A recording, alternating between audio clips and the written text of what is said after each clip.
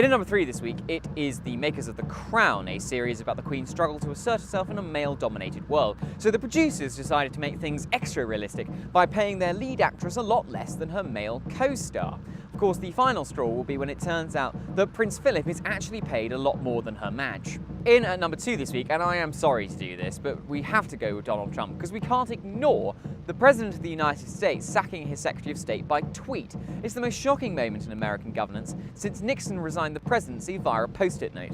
To be fair, the relationship had become pretty untenable ever since Rex Tillerson had described Trump as a fucking moron, and ever since Trump had damaged the relationship by being a fucking moron. Trump fired Tillerson just hours after the Secretary issued a firm rebuke to Russia.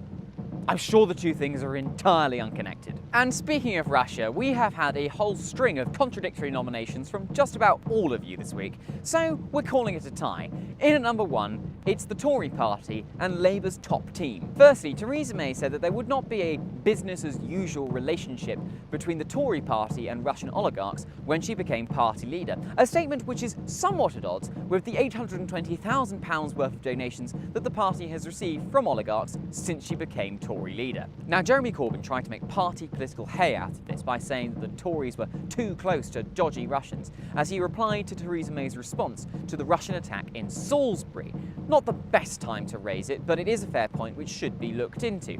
Then again, nobody knows about being too close to dodgy Russians better than the Russia Today pundit extraordinaire, Jeremy Corbyn. Sorry, former Russia Today pundit extraordinaire, because whilst they were happy to appear on that network when Russia was murdering Litvinenko, or annexing Crimea, or bombing Syrian rebels, or supporting Ukrainian separatists who shot down a passenger plane, or interfering in our referendum, or persecuting homosexuals and other groups in Russia, they've now decided that it's probably not best to be involved in Putin's propaganda machine. Though Corbyn did suggest we should donate a sample of the nerve agent so that the Russians could test it. Yeah, sure. What's the likelihood that they'll just throw that back in our face?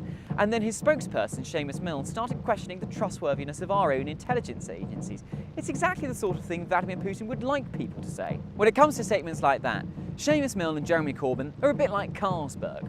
They don't do Russian propaganda, but if they did, it would probably be the best Russian propaganda in the world.